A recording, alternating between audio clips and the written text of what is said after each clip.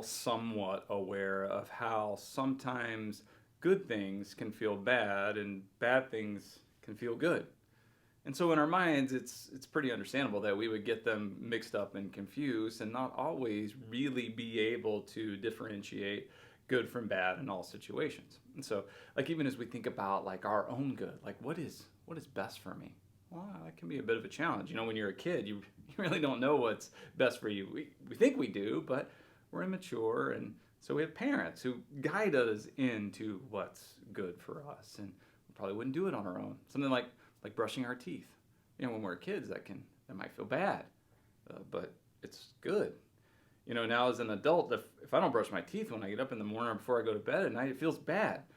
It's the opposite because I've grown and matured, but I had some help along the way. And you know what? In life, we're always maturing. We're always growing. And so there's all kinds of like good things that God has for us that might feel bad. And if we have a mindset that says, well, no, God only does for me what I think is good, then we could really miss out on some wonderful things that he's doing because they might feel bad in the moment. You see, our God disciplines us. He corrects us. He rebukes us. He redirects us.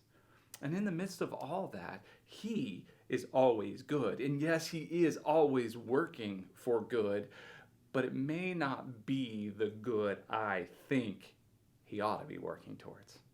That's why when we use a verse out of context, like God works together for good of those who love him and are called according to his purpose, sometimes like something that's going on, that's tough, that's a struggle, like maybe all of 2020. And we could be tempted to go, God works together for the good. And we just throw that out there, but have we really stopped and processed and thought, wait, what does that mean? God's good might feel bad.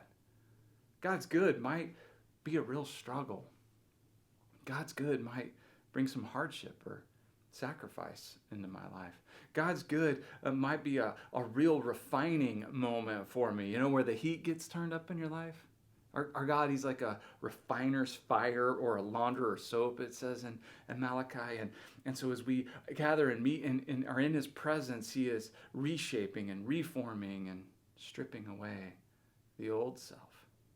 And so as we're refined in him, that process can sometimes be painful. And if we have a pain avoidance mentality, like we're kind of entrenched in, it's our cultural norm and our cultural mentality that says if it hurts, it's no good, and avoid pain at all costs. And yet here's God saying, no, I want you to step into this with him and trust him and the good that he's doing. It may not be what I would do or what you would do or what we would even think about being good, but we know that he is good, and he is good all the time in all things.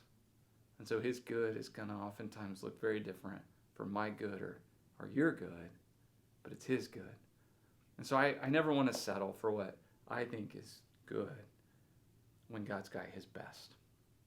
And God's best is for his eternal kingdom, for his family, for us to be a part of sharing in his mission, being ambassadors of the greatest news ever, that there's a place for everyone, every person in God's family. And so as he is working and moving, let's step into that pain with him and the challenges there, not brush them aside or blow them off, but say, okay, God, this is hard for me, but I trust you that you're up to something really, really good, better than what I could ever do on my own. Let's go.